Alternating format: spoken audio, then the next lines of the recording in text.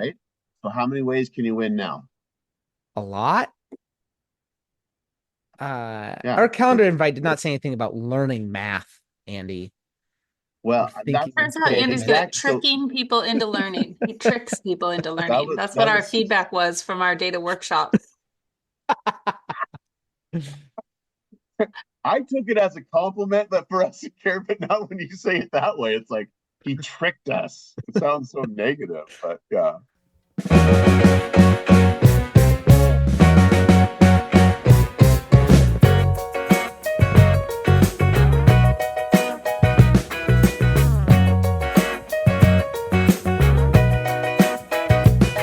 Okay. How about that's not the plan? Mhm. Like here's an idea.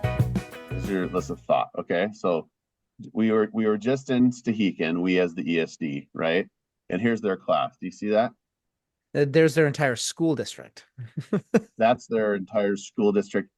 Minus there is, I think, one or two students, one for sure, who's a kinder, who's in a different um like, having a different experience right now. Like I think there's a the old teacher that the previous teacher is there has a pull out with the younger guy, the pre-K, I think. So there's one student missing, but yes, that is their FTE student population. Okay. And so when we were up there, I was thinking we have multi-leveled age kids there. So from first grade, I don't see the kindergartner, from first grade up to eighth grade, working on an activity around genetic variation. Okay, which is coming from an eighth grade kit that we was part of our kit cooperative. I don't remember the name of it, but that's It's an it. open So SciEd the kit. wondering, I'm sorry, what, Carrie? I It's missed an it. Sorry to open interrupt. SciEd kit. It doesn't matter. Open. Okay, so the idea that okay, this represents multi layers or multi levels of kids coming in with experience around, in this case, genetics or in mathematics. So every day they have this leveled out understanding. You got kids that are first graders to eighth graders. So the wondering that I had was a lot of the times we come into classrooms or we're in systems level meetings or we're with teachers, they say, we have kids in the eighth grade that are below their grade level in their understanding of the eighth grade information, or we have kids in fifth grade that are at a second grade level, right? Hmm. So the wondering is what are some, like, this is a system, granted small, different community, all the things, but there's some things that they're doing that they're able to do. And I'm wondering if there are parts of this small system with multi grade level groups and ages of how old they are. Can we connect that somehow to their same age or same grade, but different levels of learning? And they were able to kind of work through a lot of things. This is one of their board. This is an activity. It's a three-dimensional tic-tac-toe. They're all different grade levels. They're all working on the things. They all entered it wherever they could. So how, like, that story is what we're trying to help out with other teachers. Like, yes, they're all well, but you are sharing that they're able to do things. So what are you doing to give them access at wherever they are? And if that's the point, if that's the entry point, is that the part where the teachers and people don't, we have to think about the professional learning around that? What are your opportunities that kids can come into the conversation around whatever it may be, so they feel like they are a part of something? So that was one of the things that I've been wondering about last couple of months as I Well, as I came there. So I think it puts a premium on the intended learning, right? Like I was part of leading a professional development on Monday. Um, and we have teachers from across the state and really K-12, and they're all learning about blended learning.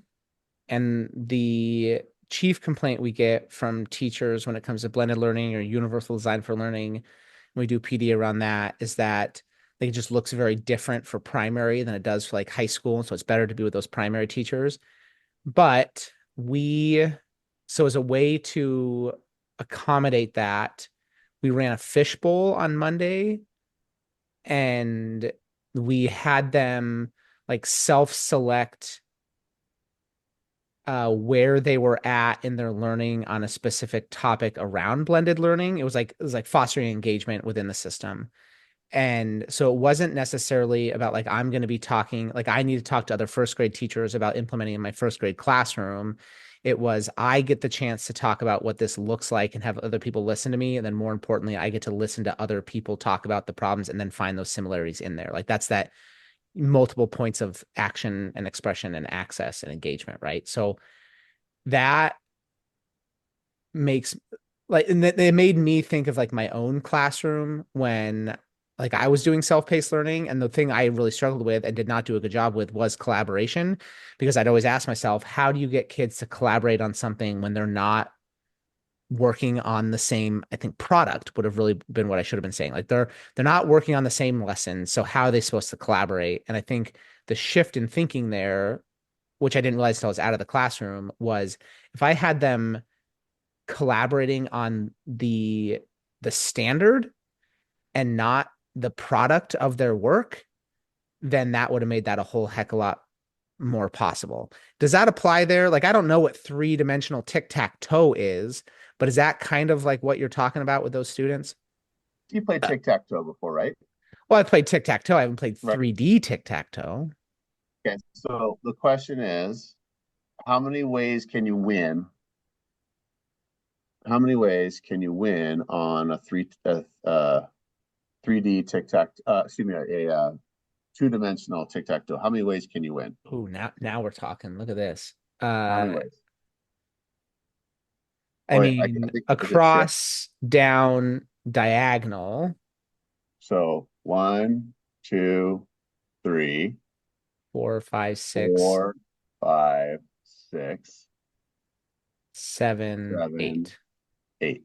Yes. So there's 8 ways that I can win on tic-tac-toe.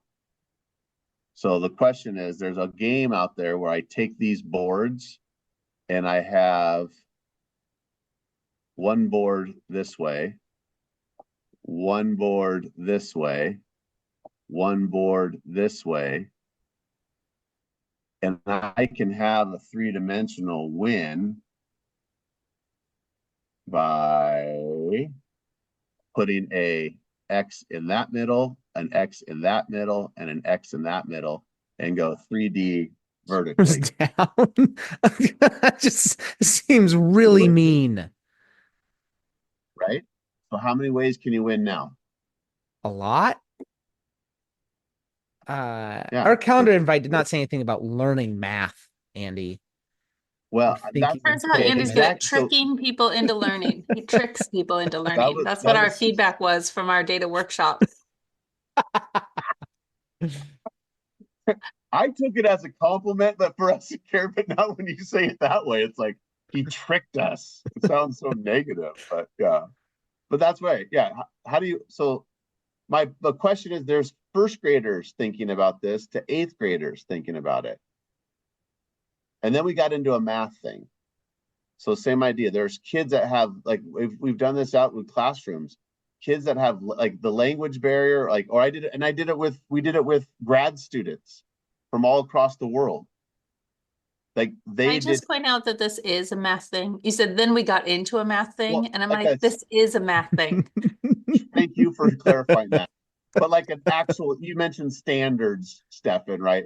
We got into the standards of fractions and everyone, that we made it more, but it was still the same idea. So how many ways can we win? And that's what we start. That's what it was. That way we did it for a half an hour, right? And we left it, and we didn't give the answer, but we just said, now that you have the model of how we're going to interact with each other, let's do another type of an activity. So, and I know you're thinking about it. Well, How many I'm interested how this worked with those students. So like you like walk me through that day out there in that district, and So you want to, what I did want we I do? want to know what you did with Okay. these students.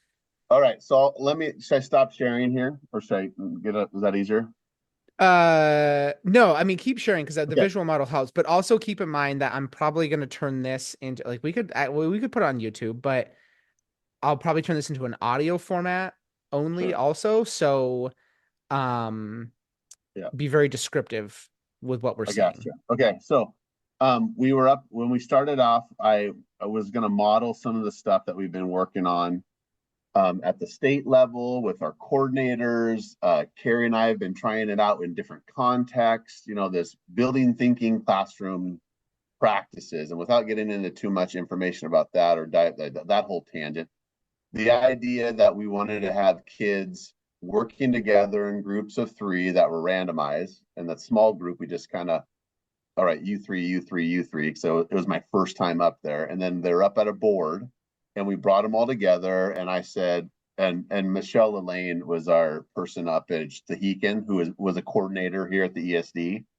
And so, and they knew this was her second year there. And I was like, hey, everybody, you know, Miss Lelaine and I used to work together. And what we used to do all the time is we'd have tic-tac-toe tournaments, you know, which is, you know, not true, but kind of true. We'd played games and stuff. We worked together and stuff, but it was a good little hook that they got it. And then I said, and she told me that she could beat you all in tic-tac-toe, the normal tic-tac-toe. And so we had her versus the class. And we put up, I just, you know, just like this. So if it's you and I, let's say Cari and Stefan, you are going against each other in tic-tac-toe. All right. Cari, you get to go first. There we go. So there's, who's that? Is that Stefan? Is that Cari? That was me. Okay, so there's Cari, Stefan. I like how you chose circles to begin. That's interesting. Is it? Ooh, What it is is. interesting about me choosing a circle? Because I thought X's usually go first, don't they? Maybe I don't know not. the rules Uh-oh, of here we go. tic-tac-toe. What do I know? Well, we're good. This is good. All right, for if this is an audio, why did you go there? If Yeah. So that you Well, couldn't and beat me? Oh, if we're being honest, I didn't even I didn't see that. I was not going to beat you. There now was we're cat no themed. Okay, worry. so all right. If we would have gone and you would have played along, someone would have won, right? But if you No, because cat. the cat won this game. All right. So cat Cats. game. And so, you know, so no one wins. It's a Okay. push. It's always a Cat tie game. if you're paying attention. Gotcha. Seth, have you not heard a cat game before? Like, Maybe. I mean, not a big um, tic-tac-toe guy here. okay, so the history of the cats is what we should talk about next, 'cause that's way better, I think. So, how many chances? And then I asked the question: how many ways, how many ways can you win in tic-tac-toe? And so we talked about that already. We have one, two, whoa, Sweet. two. It doesn't stay with the line. 2, 3. Why does it do that? I don't know. You get that. So 3, 1, 2, 3, 4, 5, 6. So we got the verticals, the horizontals, like you mentioned, and then the 2 diagonals. So we have 8 ways that you can get 3 in a row, X's and O's, to win tic-tac-toe. Mm-hmm.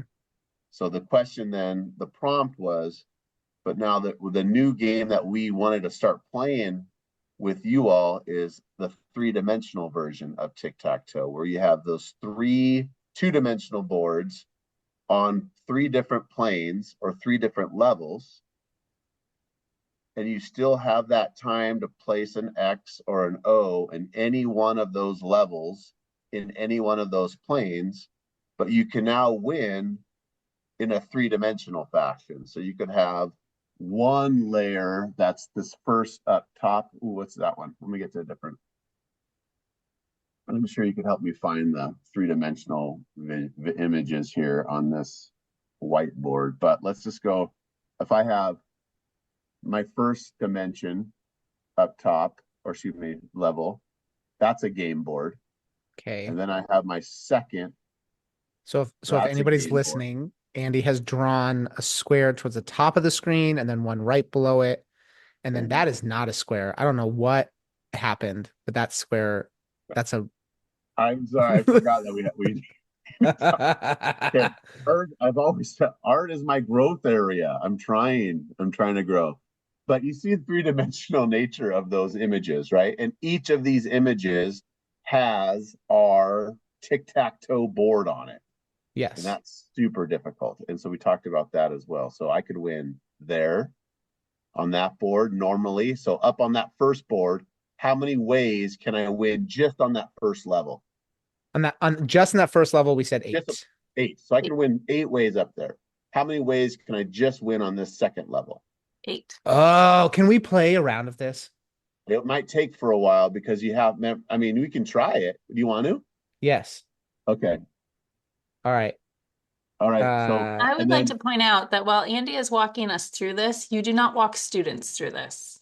They have to come up with this thinking. You Tell don't tell me. them like these levels or yeah, anything. You just tell them Oh, how many okay. So, ways can you win in a three-dimensional tic-tac-toe board. okay. And this is So, Andy's thinking, but this is what you would see students thinking, maybe, if this is how they thought about it. okay. So, all right. Hold on. The here on the left is the tic-tac-toe board, and would you walk them through that? yeah, How many can you, and you have them discover out loud? the two-dimensional one was what we all did together. Uh, Okay. the, the instructor played with the kids one-on-one, and I did that with Michelle Elaine with her kids, her first graders through eighth graders, and then we went back and we did it with Dr. Gotch at WSU and all of his graduate seminar folks. And that's what I said. I went to school with Dr. Chad, and we would go down to Rico's in Pullman, and we would have tic-tac-toe game night time. And it was, and then, but he said he could beat any one of you guys. And so they did it. And this one, like right out of the gate, a student goes, tic-tac-toe. So we had to explain what the game was. Gotcha. And then they did the two-dimensional version. And then I said, okay, now in your groups, and Cari brings up a good point. It was just think of it three-dimensionally, where you have 3 layers of these images of laying on top, and you can win multiple ways now. You And that's guys all go. you said, and then you That's made all I them said. figure it out. Yeah. Okay. And so I did not give them a visual model. I wanted them to see if they could visualize what that looks like. Give them the chance to visualize three-dimensionally, because that in itself, like you're thinking, like we're talking it through, was a tough thing to comprehend. And So, so and for you've got first through eighth graders.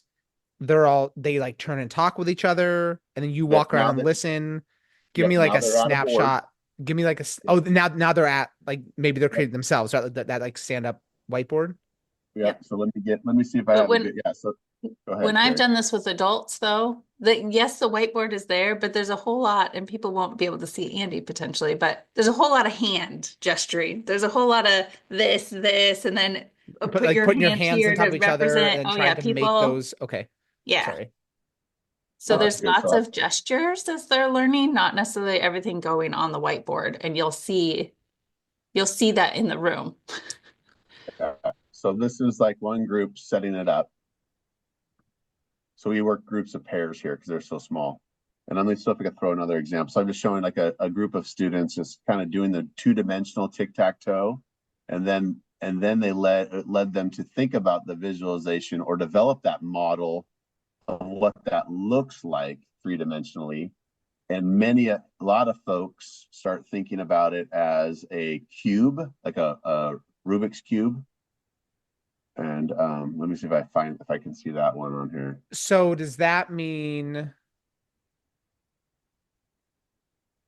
then like if you're playing three dimensionally, does that mean then like with these models you've drawn here, and if it's a cube,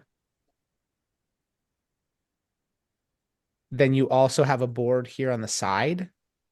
No, that's the part where we had to adjust our thinking. That I don't have, I don't have a board over here, right? Okay. But I could put an X. I can grab. I don't know how you made those X's. If you go over to the little smiley face in the sidebar on the left-hand side, Okay, sticker. there's stickers.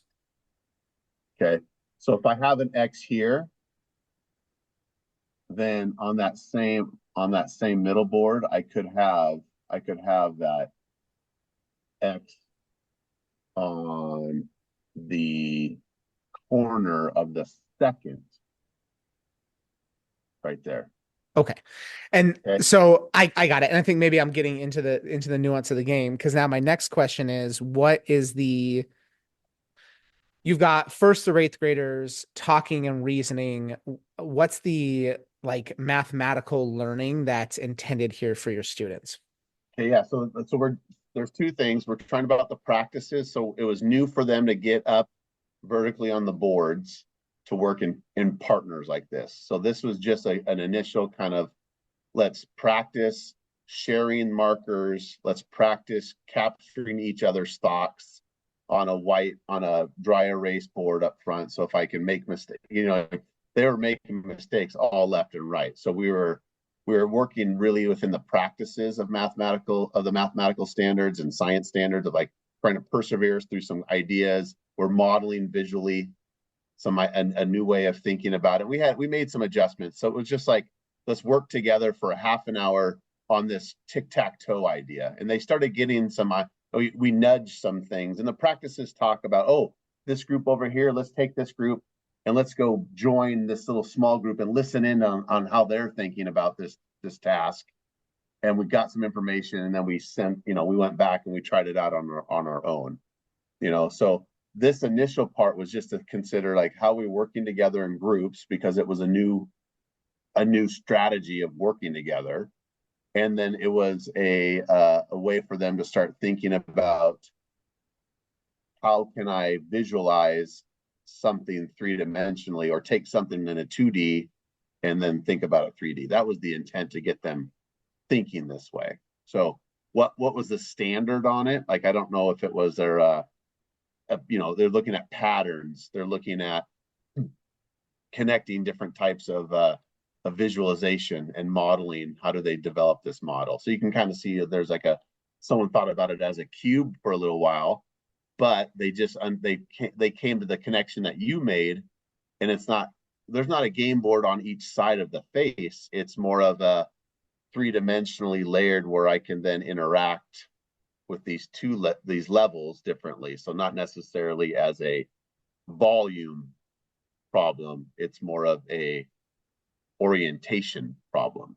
So I don't know if I really answered that question, because there wasn't it was the practices, it was and communication, and getting them comfortable of trying something new, of getting together in small groups, but they haven't had the chance to experience before. So What it makes me think about watching you do number talks, right? I mean, that's the same idea. Yep. Same, yeah. Okay, so yeah, same idea, right? Where it's like, hey, here's these dots, and how many dots were there, and then how did you get there? And the whole point is kids thinking about like the way they're making sense of images in front of them, and making sense of and like, correct me if I'm wrong, but the intended walk away from that is like, oh, there's multiple ways to see like a solution to this problem, or like people are seeing these things differently. And so I feel like that's something I hear math people say all the time. Math and science probably is like thinking about multiple angles to solving a problem.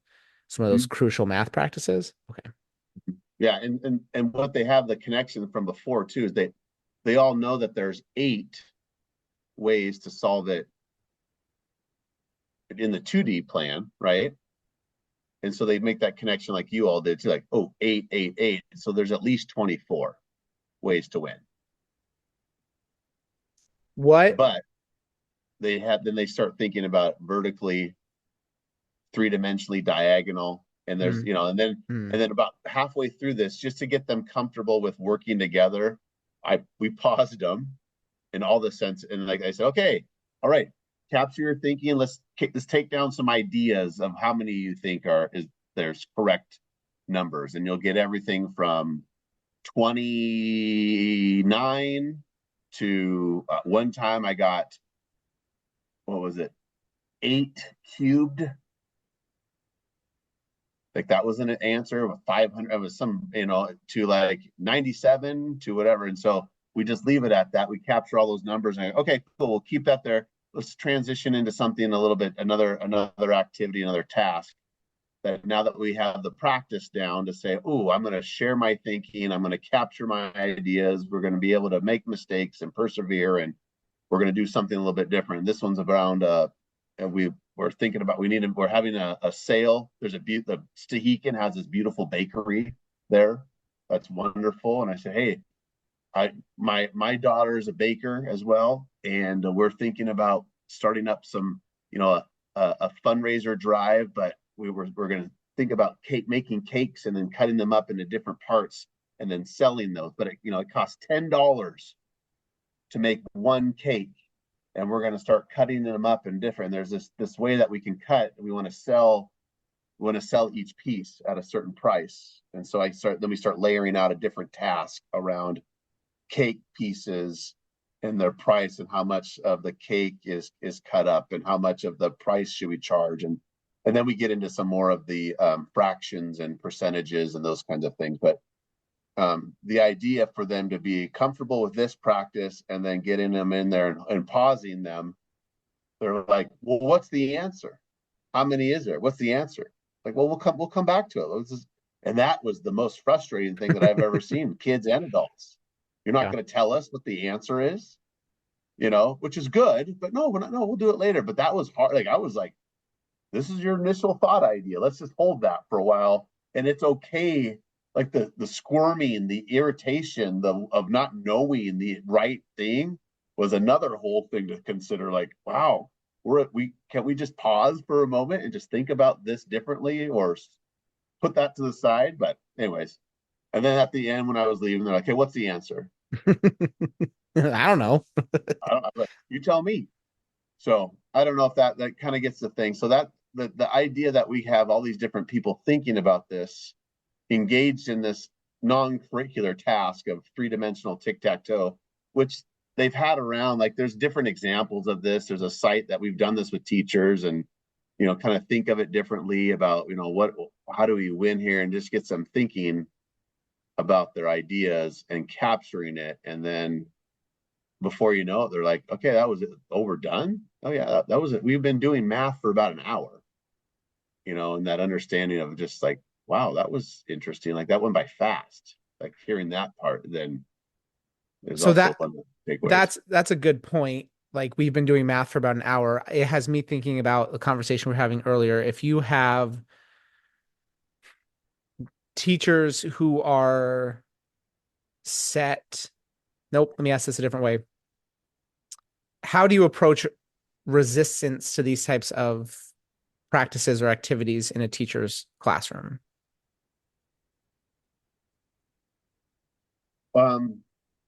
For me, and then I would love to hear what Cari had to say too. But for me, when we do these things, it's always feels like we're trying. We want to try something in a classroom, number talks, a different strategy, because we have to almost prove that it will work in their system or with their kids, right? So initially, there's like, that won't work with our students, or that won't work I don't have enough time, or whatever it may be. So Right? I Our don't have the curriculum time, I would is think different, is. or there's all the, yeah, I don't have the time to do something different because, this is something that's different, so there's a little bit of that pushback initially, but showing, like you mentioned, number talks, which is another strategy that it's been around since I've been a part of the coaching and teaching and learning for mathematics and science. There was a whole cohort here in the state of Washington that just focused on number talks. But when you do that, the same idea, it's like, you have to model it a little bit with the teachers, and then maybe they'll feel a little bit more opened up to then the idea to let that new strategy or a modification of something that they've had before, or really get down to the purpose of the why we do a number talks. Why do we have kids up like this? Like, what is the foundational why about it? And then you see them having conversations, and then the teachers usually lean in and go, wow, that student has never spoken before, or that student, I had no idea the kid thought that way, or, oh my gosh, that the dual language learner and was able to share. And it was like, yeah, because the purpose is to build the confidence. It's the purpose to have them share and practice sharing their thinking in a safe environment. So like, once the purpose is lined up, then the teachers feel like, oh, well, I think I can fit that To in. say And it's it's usually not, just a matter of then let's go try it. Can we at least try it?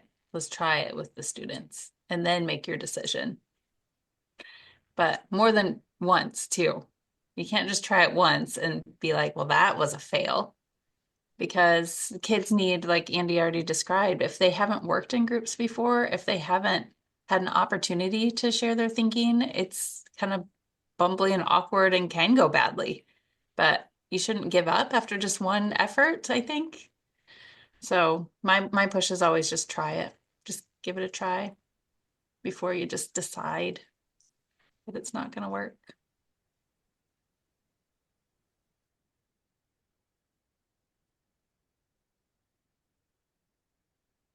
I'm out of we questions. just, we were just in, I just did number talks at Bridgeport. And, again, with a fellow who's been trying to change the system, so it's a perfect, like, couple years been in the fellows program, thinking about integrating or some of her leadership within the system, an intervention program. Then there was the connection with Aussie and SIP goals about, you know, student discourse is written into their SIP goal, right? So then what does that look like in math and ELA and all areas? And so we just started with this, a routine that gets kids comfortable sharing and having conversation. Like that was the starting point. And it was the same idea. How do you get kids comfortable sharing during their math time or their core time or whatever it may be? And it's not that typical, like, oh, here's math again. Like, because you feel that places, and you feel like you hear teachers say it, you hear kids say it. I'm not a math person, or I was never good at math, but now I'm teaching second grade, or I'm teaching middle school, or whatever. It's like, that we have to work on that as just a human, about growth mindset a little bit, but then showing the kids a chance to say, oh, I see those 7 dots. This is how I see them. I see those ideas, like you mentioned, Stefan, of like, the number talks. Those are important things, and you can do it 5 minutes, and it gives the kids the confidence. You can see it in their classroom, their shoulders raise up, and their smile on their face, and they're high fiving. And I added to my sticker collection. I got Hello Kitty on my badge, and I got 2 new shark ones the other day because they felt like they had to give me a sticker, and I'm like, cool. Why? I don't know. I mean, I love stickers, and the kid's like, that kid has never said a word. And I go, it's October, right? That's where it's like, okay, something's working. And it's like the strategy, it's the opportunity, it's the setup, it's the culture. And now how do we build off on that?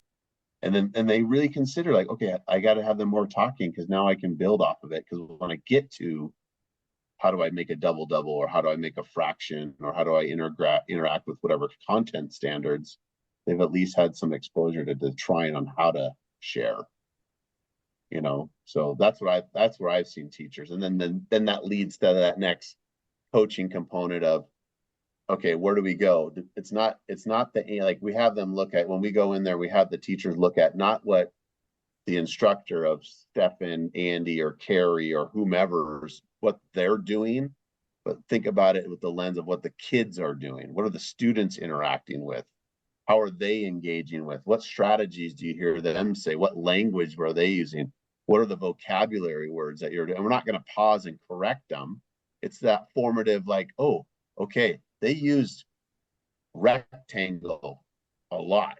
I haven't taught them rectangle, but that's something you could build on, right? Or they use this idea about, I notice, and they touch count quite a bit, which means I take my finger and I touch the object and I call it out 1, or I roll the dice and it rolls on a 6 bips or whatever they're called, and I touch each bip and go 1, 2. That tells me a lot about their number sense of where they're at. And so they can build on that. We share that with them, like, what you're doing here gives you information and a rationale why they may be struggling with their grade level stuff, because their number sense or their learning progression is not where they're at content wise or standard wise or grade level wise. It's way back. And I think that's common everywhere.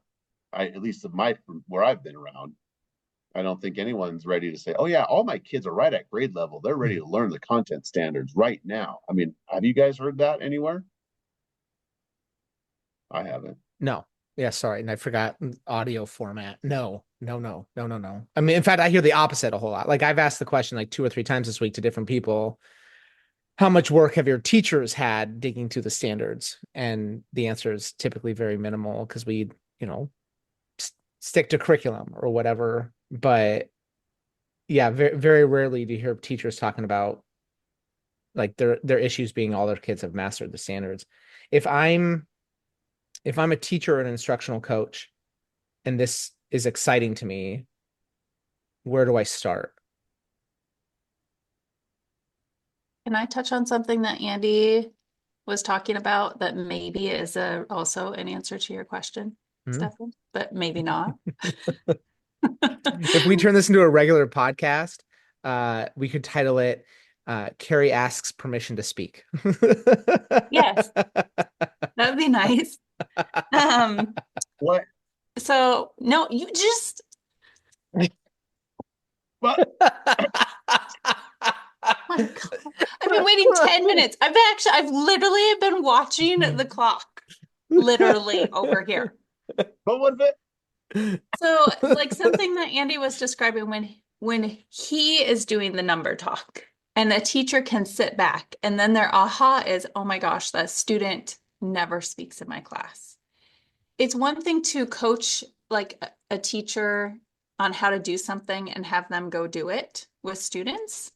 And they may or may not realize what happens, but I think the power in having somebody else do it and having a teacher sit back and watch and have another coach alongside them or another teacher alongside them to have like a moment of awe is really powerful. Because if you're the one leading the number talk, you're trying it for the first time, you don't have an opportunity necessarily to notice the change in student behavior because you're thinking about the next step, you're thinking about, oh, that's what am I supposed to do next?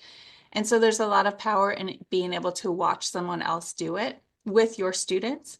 And so I also then would, with a plug, so this is where I think it relates to your question about if I'm an instructional coach, what is my next step, is a plug for the power of recording yourself as a teacher and watching the video and reflecting on your practice, because when you're in it, it's really hard to pick up on all the things because you're making so many decisions in the moment on what is my next step, what am I going to do with this student or that student or whatever. So I think just what I wanted to add was like providing teachers with that opportunity to sit back and watch kids engage in something new and different so that they can understand the why of doing a number talk versus just being told, go, this is how it's done.